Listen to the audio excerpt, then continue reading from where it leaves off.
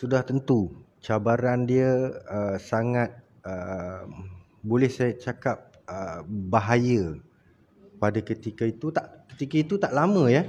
Tahun lepas saya ingat tak sampai 5 bulan lepas, situasi itu sangat berbeza kerana tawaran yang saya terima ini, ya, dia lumayan dari segi watak perwatakan dia. Anwar Ibrahim, seorang tokoh politik yang terkenal di dunia, dan situasi ketika itu bahayanya kerana mungkin ketika kalau saya menjalani penggambaran itu di Malaysia, kemungkinan besar separuh penggambaran itu akan ditahan atau ditangkap ataupun tidak diteruskan penggambaran tersebut.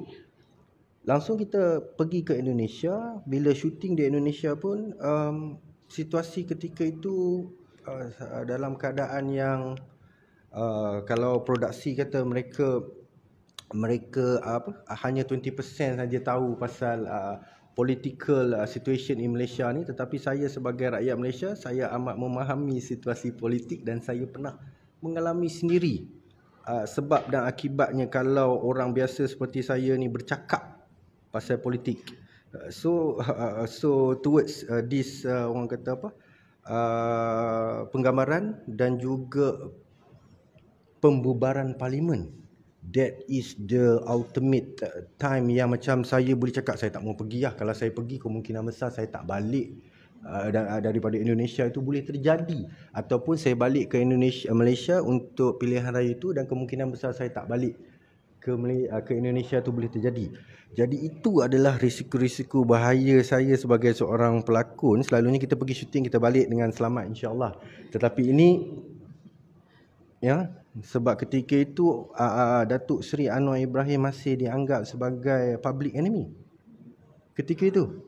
Dan seperti yang saya sedia maklum daripada produksi pun bagi tahu kat saya bahawa saya merupakan pilihan yang kelima selepas 4 orang daripada negara Asia ni menolak untuk melakonkan watak Anwar Ibrahim. Jadi saya mengambil opportunity ni untuk membuktikan bahawa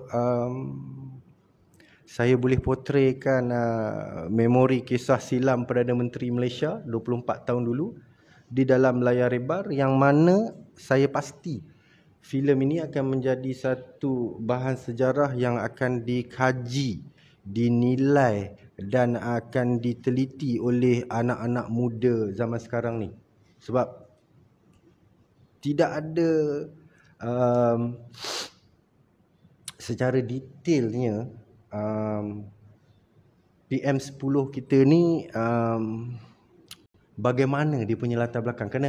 Kerana di Malaysia ni 24 tahun tidak dihidangkan dengan orang kata cerita-cerita yang benar. Cerita-cerita yang telling the truth about reflection of Malaysian society.